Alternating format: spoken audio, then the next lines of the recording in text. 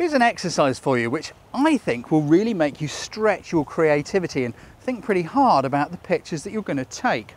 What I'm going to ask you to do is to set your lens to 50mm and to leave it there and not zoom. What do I mean by that? So, for example, we've got an ocean liner over there. Now, on a day like today, it's really dull and miserable and grey. But most often, you would come down here and go, oh, ocean liner. You put the camera to your eye, you zoom it in and try and fill the frame as much as you can and take a picture. I've only got a 70mm lens on here, so that's a bit rubbish anyway.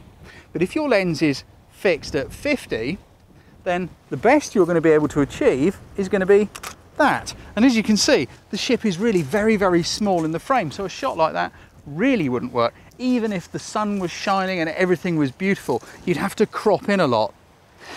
Part of this exercise is no cropping allowed. You can put your pictures into the computer and brighten them a bit or darken them a bit or give the colours a little tweak, because that's kind of acceptable, but no cropping. This is about learning to compose your shots in the camera, in the viewfinder, and to stretch your creativity with this 50mm lens. Why is 50 so difficult? 50 is difficult because it's how we see the world with our eyes. If you look at a picture like this one, which was taken using a 200mm lens, which has a very different way of seeing the world to the way our eyes do, combined with a wide aperture which has given it this shallow depth of field, the image is immediately eye-catching. And it's the same if you use a wide-angle shot. It's different to how we see the world with our eyes. And so to get interesting images with your focal length set at 50mm is more of a challenge, particularly on a very dull day like this. And I would urge you to try it on a dull day. You may not come home with the most staggering pictures, but it will really make you start looking and thinking about the pictures you're taking. How do you set this? Well, on your zoom ring, all you have to do is just turn the barrel of the lens until you hit 50mm. You line the little dot up, that is 50mm. So you set it there and you leave it there.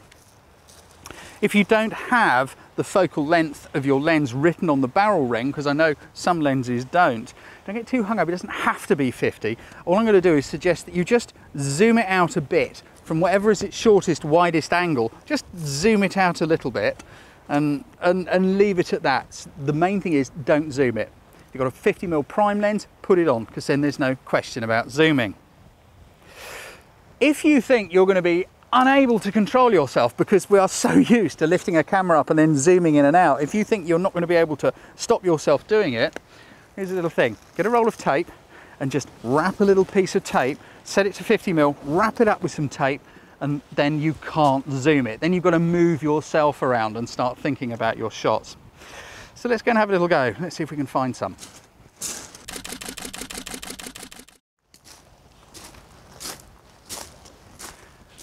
Just saying, so if a wide open scene won't work on a dull day, the thing to do is to sort of close down in, start looking at smaller details. And I really rather like this, that somebody has sort of threaded a piece of string through some twigs and made this little thing for their beach hut. And I kind of like it. I think it's quite nice.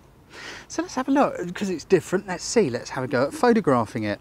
So I've got my lens set on my 50mm, as always. And let's think of different ways to take a picture of this. I can look at it at an angle like this. Oh, I like that straight away. I'm tilting the camera very slightly and sort of looking down. I quite like the seashell on the top, actually. And I like the, oh, I like that. I like the post running down here to the seashell and the bit of string and the wood below it. So I'm going to sort of look down on it. I'm going to focus here on the seashell, 50mm and nothing else, and just sort of go for a shot like that.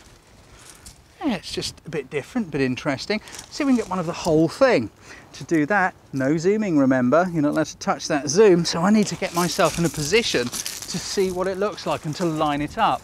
Now, most people will sort of look at something and go, oh look, isn't that interesting, and take that picture, which is absolutely boring, dull and dreadful, isn't it? You have to think, you have to move yourself around a little bit. So let's see, I quite like the way these timbers, these little pieces of wood here, go from side to side.